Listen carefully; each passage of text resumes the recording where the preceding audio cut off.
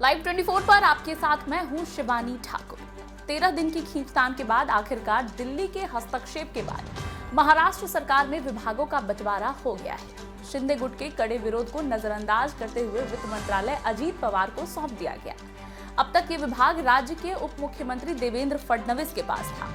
महाराष्ट्र में फिलहाल बीजेपी 105 विधायकों के साथ सबसे बड़ी पार्टी है। बावजूद इसके शुक्रवार को हुए विभागों के बंटवारे में कई अहम मंत्रालय जो अब तक बीजेपी और एकनाथ शिंदे गुट के पास थे, उन्हें सरकार में शामिल हुए उप मुख्यमंत्री अजीत पवार खेमे को दे दिए गए, जिसमें सबसे अहम मंत्रालय वित्त विभाग रहा।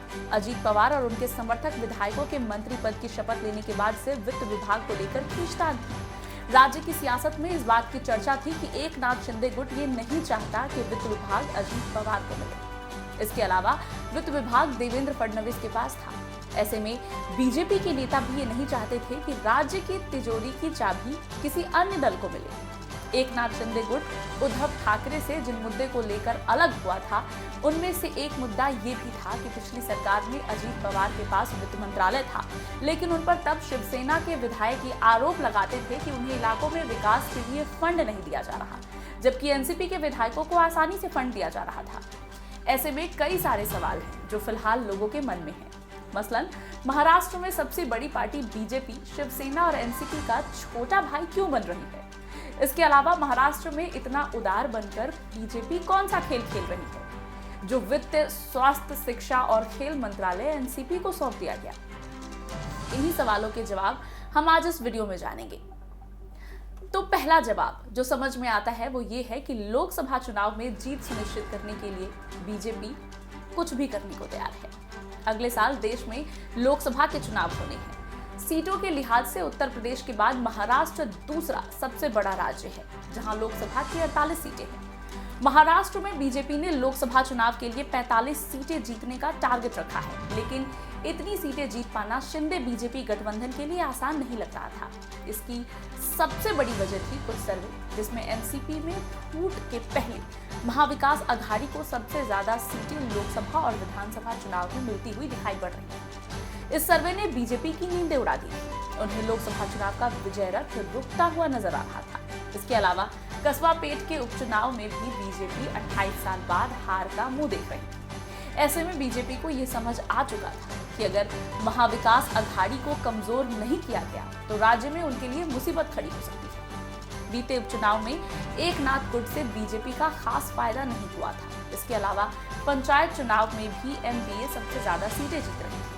हालांकि इन सब के बावजूद बीजेपी सबसे बड़ी पार्टी थी, लेकिन लोकसभा चुनाव में एक और सहयोगी की जरूरत थी जो आगामी चुनाव में बीजेपी की नया पार लगा सके। एकनाथ शिंदे और बीजेपी आलाकमान की बढ़ती नजदीकियां भी एक दूसरी वजह बताई जा रही है। महाराष्ट्र सरकार में एनसीपी के शामिल होने के पीछे भी दो अहम वजहें रही हैं। कुछ दिन पहले तक राज्य में ऐसी चर्चा थी कि सीएम एकनाथ शिंदे और अमित शाह के संबंध काफी अच्छे हो गए हैं, जिसके चलते शिंदे बीजेपी विधायकों को खास तवज्जो दे रहे हैं। ये बात तब खुलकर सामने आ गई थी जब एकनाथ शिंदे का एक विज्ञापन सभी अखबारों में आया। उस विज्ञापन में ये लिखा था कि केंद्र में नरेंद्र और राज्य में एकनाथ शिंदे। इस विज्ञापन में एकनाथ शिंदे ने खुद को सबसे लोकप्रिय सीएम बताया था। खास बात यह थी कि इसमें देवेंद्र फडणवीस का कहीं भी जिक्र नहीं था। इसकी वजह से एकनाथ शिंदे और देवेंद्र फडणवीस के बीच नाराजगी की खबरें भी सामने आई थी। आलम यह था कि सार्वजनिक कार्यक्रम में भी देवेंद्र फडणवीस शिंदे को नजरअंदाज करते हुए नजर आए थे। इसके बाद दूसरे दिन एक ऐसा विज्ञापन जारी किया गया था जिसमें देवेंद्र फडणवीस को भी शामिल किया गया था। बीजेपी के इस प्लान की एक खास वजह जो समझ में आ रही है वो ये भी है कि एनसीपी को गठबंधन में शामिल कराकर उन्होंने शिंदे पर लगाम लगाई है। एनसीपी का महाराष्ट्र सरकार में शामिल होने का एक और मतलब ये भी निकलता है कि एकनाथ शिंदे पर लगाम लगाई जा सके। अब तक सरकार में सिर्फ दो दल थे, बीजेपी और शिंदे गुट। ये सरकार तभी टिक सकती थी जब तक उनके पास एकनाथ शिंदे खेमे का समर्थन हो। वहीं दूसरी तरफ शिंदे गुट के विधायकों पर अपात्र होने की तलवार भी लटकती। ऐसे में अगर शिंदे गुट के विधायक अपात्र घोषित हो जाते तो सरकार गिरने की आशंका थी। एनसीपी के शामिल होने से सरकार गिरने का खतरा लगभग कम हो गया है। साथ ही शिंदे गुट के पर कतरने पर भी बीजेपी कामयाब रही है। इस तरह से बीजेपी ने एक तीर से कई शिकार किए हैं। अब शिंदे गुट के पास बीजेपी के साथ रहने के अलावा दूसरा कोई विकल्प बचता हुआ नजर नहीं आ रहा है। बीजेपी को आखिर ये बड़ा त्याग क्यों करना पड़ा? तो आपको बता दें कि बीजेपी के सामने इस समय लोकसभा और विधानसभा चुनाव का बड़ा टारगेट है। पिछली बार सबसे बड़ी पार्टी होने के बावजूद बीजेपी को 2.5 साल तक सत्ता से दूर रहना पड़ा था। बाद में शिवसेना को तोड़कर उन्होंने सरकार बनाई, लेकिन शिंदे बीजेपी में खटपट की खबरों और सरकार के भविष्य को सुनिश्चित करने के लिए अजीत पवार गुट को भी शामिल करना जरूरी था। अजीत पवार ने बीजेपी के साथ डील में ये बात स्पष्ट रूप से रखी थी कि जब वो सरकार में शामिल होंगे तो उन्हें ज्यादातर पुराने मंत्रालय चाहिए, जिनमें एक वित्त मंत्रालय भी था। ऐसे में बीजेपी को अपने अलावा एकनाथ शिंदे खेमे के पास रहे विभागों को भी एनसीपी को देना पड़ा। बीजेपी ने शिवसेना से धोखा खाया था, इसीलिए उद्धव और एमवीए को सत्ता से दूर रखने के लिए खासकर बीजेपी और देवेंद्र फडणवीस को ये त्याग करना जरूरी था। शिंदे गुट से कई मंत्रालय छिन गए हैं। मुख्यमंत्री एकनाथ शिंदे के कब्जे वाले विशेष सहायता मंत्रालय को एनसीपी के हसन मुश्रीफ और राहत और पुनर्वास मंत्रालय अनिल पाटी को दे दिया गया। इसी तरह शिंदे गुट के अब्दुल सत्तार से कृषि मंत्रालय छीनकर एनसीपी के धनंजय मुंडे को दे दिया गया। सत्तार के पास अब अल्पसंख्यक विकास और वक्फ मंत्रालय है। शिंदे गुट के ही संजय राठौर से खाद्य और औषधि प्रशासन मंत्रालय छीनकर एनसीपी के धर्मराव अत्राम को दे दिया गया। इसी तरह शिंदे गुट से ही दादा भूसे से बंदरगाह विकास मंत्रालय छीनकर एनसीपी के संजय बंसोड़े को दे दिया गया। अब सवाल ये भी उठता है कि देवेंद्र फडणवीस ने अपना विभाग आखिर क्यों छोड़ा।